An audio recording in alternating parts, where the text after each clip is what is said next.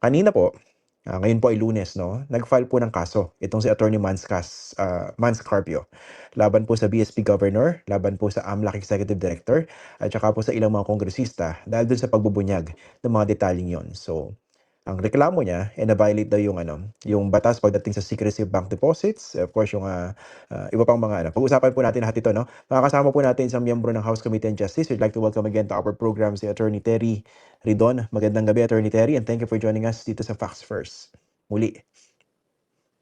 Magandang gabi. Maraming salamat sa pag-imbita. Okay, Congressman, ano bang basa niyo rito sa final na reklamo nitong si Attorney Mans Carpio? Pampagulo na naman yan. So, nag-file siya ng pampagulo doon sa ITRs na nilang mag-asawa. Nakaraan, na-deny na ho yun. Ngayon naman po, may bago ho silang pampagulo. Ito pong kaso o na supposed confidential disclosures, no? Ito pong AMLAC sa House Committee on Justice proceedings po, no? So, una ho sa lahat, bago natin pag-usapan yung detalye, kailangan ho nilang pag-aralan yung complaint ulit, no? Kasi, alam po ninyo, by filing that complaint, they are basically conceding the numbers that were disclosed in the proceeding. So, Attorney Carpio is conceding 6.7 billion in total transactions, 4.4 billion in inflows. Ibig sabihin yung pumasok mong pera sa bank accounts ng mag-asawa, 1.5 billion in outflows. Ibig sabihin yung lumabas po mula sa sistema, at 2.8 billion na net inflows, yung supposedly natitira po sa kanila pong mga bangko. So, ang basic question ho doon, una, saan galing po yung pera? Pangalawa, saan ho napunta yung pera? No? At nasaan, sasalin, yung pong natitira po sa mga bank accounts. No? At tingin ko yun ho yung central na usapin na kailangan po nilang sagutin at linilito ho nila yung taong bayan dito po sa pagsasampa nito pong kaso na ito. Okay, yun nga, does it necessarily follow that they're admitting or conceding to those information or details that came out by filing this case against let's say, the AMLAC, BSP Governor, and 4 congressmen? Kasi ang totoo po, they are contesting the disclosure. They are not contesting whether the numbers are true or not. Kasi or Okay. true or false, no?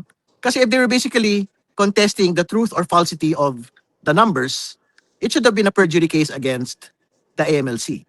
Pero Okay. ang reklamo lang ho nila, no, we are complaining about the disclosure of these Okay. accounts, firstly, transactions, and of the totals, no? Of total transactions, inflows, outflows, and net inflows.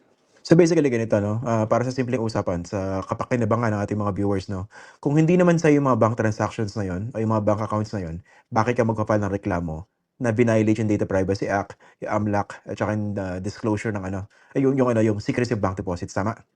Tama, pero alam po ninyo, nakakatawa yung abogado niya kanina, no? Ang paliwanag niya, alam niyo, wala pa nga kaming kopya sa TV lang namin napanood yung mga dokumento na yan. Hindi ba? So, ibig ko sabihin, kung sa TV niyo lang ho nakuha yung mga dokumento at napanood, paano niyo naman nalaman? Paano kayo magkakaroon ng kaso ngayon? Hindi ba? So, even in the substance of it, parang wala hong kabata-batayan ito pong kaso na ito. Kasi nga, anong magiging batayan para magkaroon ng ebidensya dito po sa sinasabi po nilang non-disclosure, no? Ano nakikita niyo kinabukasan nitong reklamo na ito? Ano yung nakikitang intention by filing this case after those details were revealed? Well, tingin ko, syempre, gusto ko talaga nilang i-deflect, no, yung pong question. Kasi ang main question ho talaga sa utak mula nung Miyerkules ng ating pong mga kababayan ay, again, paano nangyari na nagkaroon po ng 6.7 billion in transactions ito po mag-asawa nga Duterte Carpio? Kasi ano ho ba sila? Sila po ay mga abogado, sila po ay public official, sila po ay may mga naluluging mga negosyo. So how in the world can they actually explain 6.7 billion in total transactions, 4.4 billion in money going into their accounts? Hindi ba? Parang by any stretch of imagination, parang hindi ho talaga obra yun. And ibabangga ho ito doon sa 2024 salin ng ating pong pangalawang Pangulo, which basically amounts to 88.5 million. And the information that I had gotten about the income net of taxes from 2008, which stands at only 73 million. So, kumbaga, by any measure, by the measure of income, total income, and by measure of net worth, hindi ho talaga maipapaliwanag ito pong level and scale of amounts, no? Billions upon billions of pesos na pumasok, lumabas na natili sa kanila pong bank accounts. Tama ba yung detalye na dun sa 6.7 billion worth of transactions, 230.8 million occurred between 2019 and 2024? Yung mga taon kung saan walang idineklara na cash on hand or in bank yung Vice President sa kanyang salin? Tama po yun. So, nakakatawa yun kasi nga, kung wala kang cash in bank, cash on hand, paano nagkaroon ng mga transactions po na ganito? And more importantly, pag-usapan na lang po natin yung paborito kong paksa at time period po ng mga supporters of the Vice President, 2022 to 2024. Alam Oo, po ninyo, MVP siya. opo, meron pong outflow noong pong 2022 na around the 40 million. Diyan po sa kanya pong mga bank account. So, ibig sabihin, wala yun sa salin niya.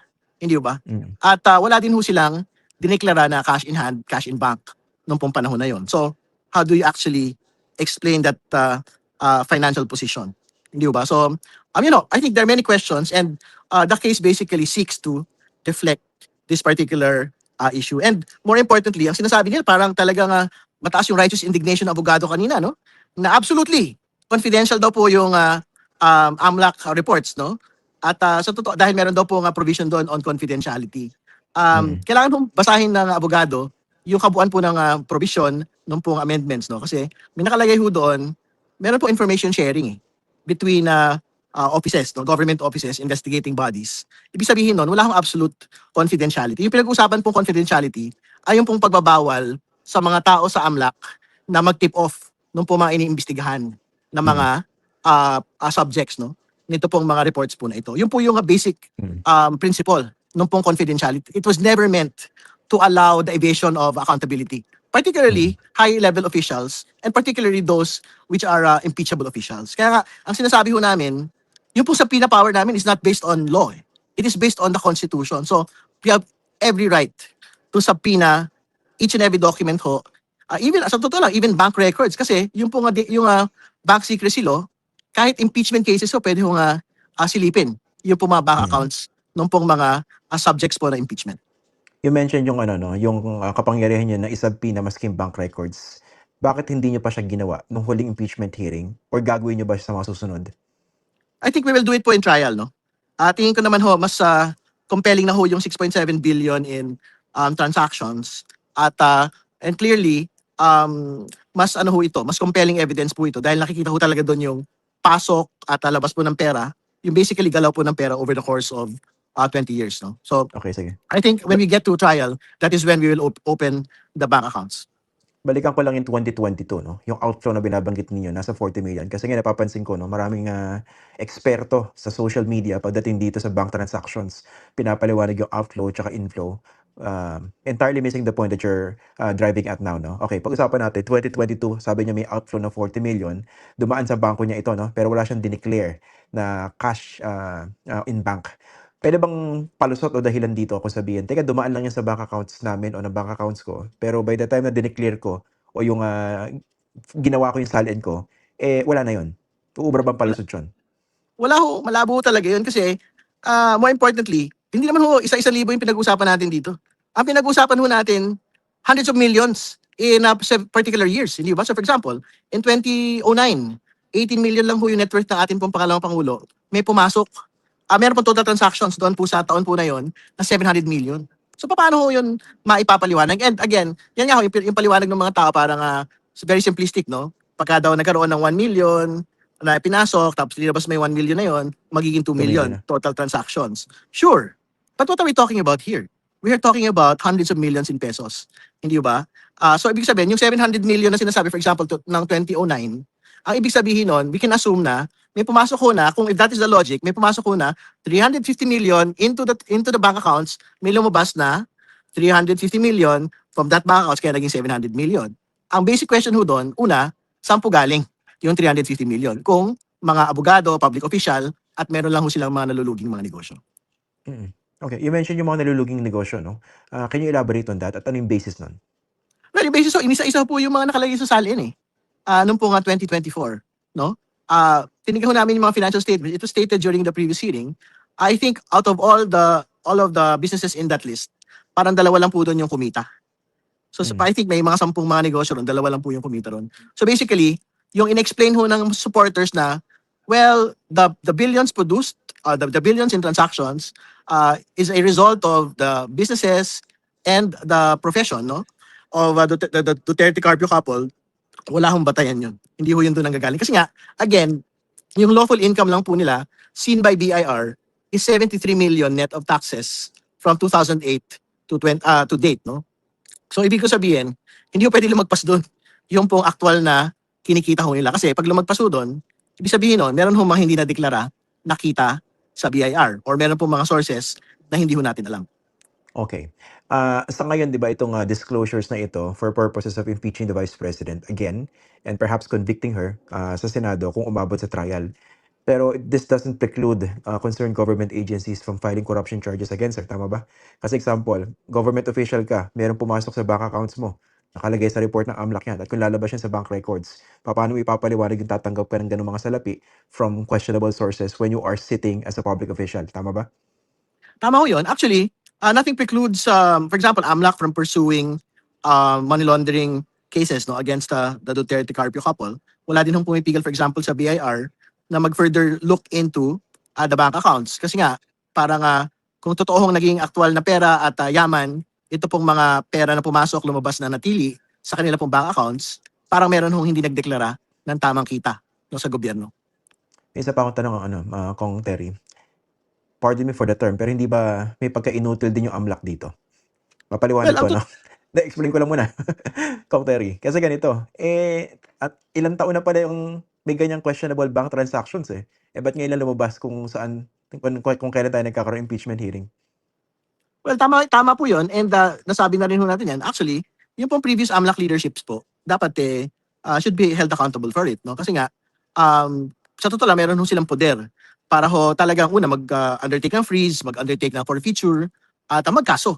No, doon po sa mga involved sa mga suspicious transactions, covered transactions, lalo't kung may maipapakita ho tayong predicate crime. Lalo nag-expand ngayon, hindi ba, yung pong mga iba't ibang krimen na pwede hong pasukan ng Anti-Money Laundering Council. Mm.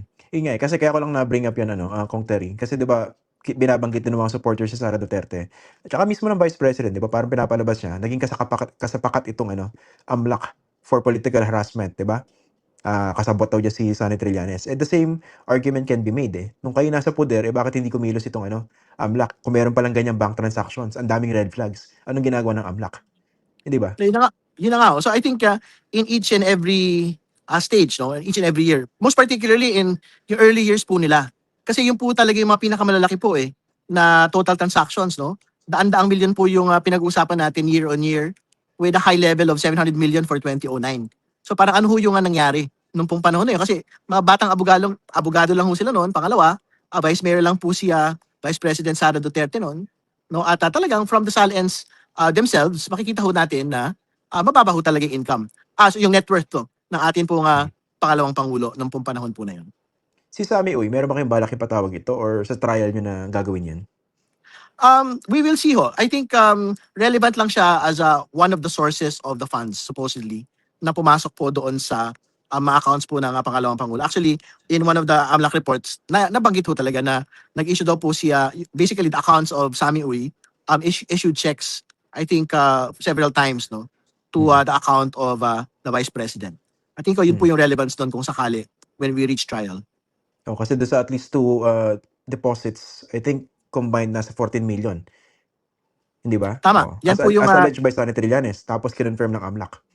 iba pa yung kay Senator Trillanes, may independent document yung pong AMLAC na irrespective of Senator Trillanes, binanggit nga na meron pong, tama ko 14 million, around 14 million na in-issue po, I think 2 checks, no? Yeah. In-issue po sa accounts po niya, Vice President Sara, I think early 2010s, no? So yun po yung mga detalye po noon. Yung paliwanag ni Attorney Michael Poa, quoting the Vice President na wala raw line items doon sa kanyang SALN from 2019 tama ba to 2024 dahil daw nilagay nila under others. Nakita natin reaction dito ng mga accountants 'no. Parang sobrang naglolokohan, no? Pero kayo, do you buy that? Again, binanggit na ho natin yan na nung nakaraan. Una, sa SALN law po, meron ho talaga expectation na merong line item for cash. Either cash on hand, cash in bank. So very specific po yung provision po na yon in the SALN law. But more importantly, in previous SALNs, noong 2007 hanggang 2018, meron po line item for cash. So hindi ko alam kung ano yung nagbago dito po sa kanyang disclosures for 2019 to 2024 para magkaroon po ng aktual na pagbabago dun sa ginawa po nila sa report. Kaya sa totoo lang, wala akong naniniwala na it was Mm. actually lumped into others, no? So, basically, the Vice President should be held accountable for that particular submission. Okay, puntahan naman natin, Kong Terry, yung mga isinabit na ITRs and other documents by the BIR. Ano bang plano ron? Kasi ito yung medyo weird, no? Sabi nila, hindi pwedeng buksan. Pero teka, nawala si ano. Ayan, okay. 'Di ba sealed yung box, pero they submitted, okay? Pero hindi daw pwedeng buksan. Okay, may nakausap ako tungkol diyan, eh. Kung sa tingin ng BIR daw ay violation yun, eh, bakit nila sinabmit pa sa Congress? Tapos hindi pa bubuksan. Kayo, ano po bang ano ron, magiging desisyon? Well, magkakaroon po ng debate muli sa Miyerkules kung anong gagawin dyan. So, I think 3 bagay po yung pwede mangyari. No? Una, magkakaroon po ng public unsealing ng pong box. Pangalawa, pwede ho mag-unseal tapos it will be inspected in executive session. Tapos pangatlo, we will allow it to remain sealed and we will just transmit to the Senate. Ayan po, I think yung pwede mga pagpilian ng mga kinatawan sa araw po na yun. Pero ang posisyon ko ho, sa totoo lang, we are not requesting naman po the BIR. Mm. We're actually ordering them by virtue of a subpoena to submit all of these documents. Kasi ang totoo naman po, if we allow it to be sealed today, it should be sealed up until the Senate level. Kasi nga, very clear po yung provision eh.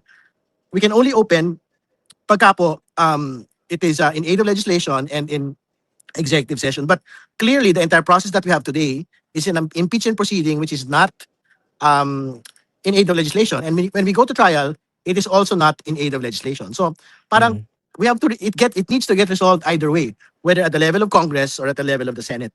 Hindi ba? So yan po yung pagpapasyahan ho namin sa darating pong Miyerkules. Pero again, to be clear, sa totoo lang, on unexplained wealth, kumpleto na ho yung mga ebidensya sa totoo lang.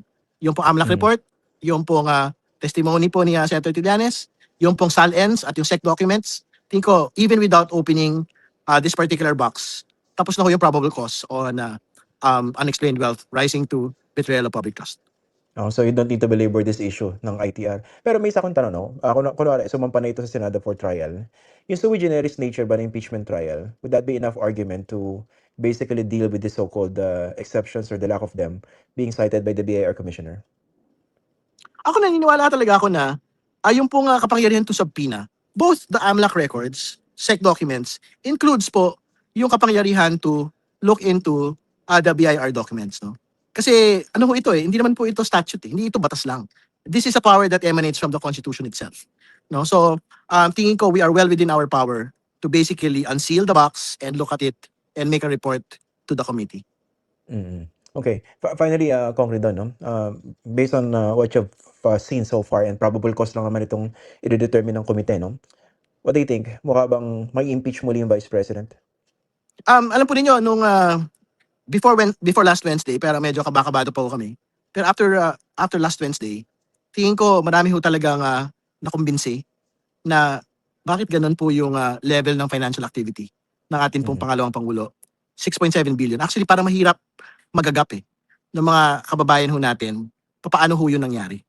Kasi nga, sobrang laki ho talaga ng pinag-uusapan. It's difficult to imagine yung pong ganun kalalaki pong mga pera na pumapasok, lumalabas at nananatili sa mga accounts po ng isa pong public official, isa pong mag-asawang abogado at mag-asawa pong may mga naluluging negosyo. Base sa pagpulso ninyo sa mga kasama ninyo dyan sa Justice Committee, tsaka siguro sa ibang mga miyembro ng House, mukha bang, kung sakali ma-impeach siya muli, mukha bang lalapit dun sa bilang o numero na nakuha last year when she was also impeached? I think yan po yung inaasahan ho natin kasi ito pong AMLAC disclosure, wala pa ho ito the last time hindi ba? We were able to get 215 nung confidential funds misuse and threats lang po against the President, yung pong pinag-uusapan. Ngayon po, mas matindi, mas compelling, no? Mas malaki yung pong pinag-uusapan ho nating amounts, no? Hindi na lang ho ito 125 million. 6.77 billion po ito in total transactions. Tingin ko dapat mapantayan po nito yung 215 na boto po sa plenaryo. Okay.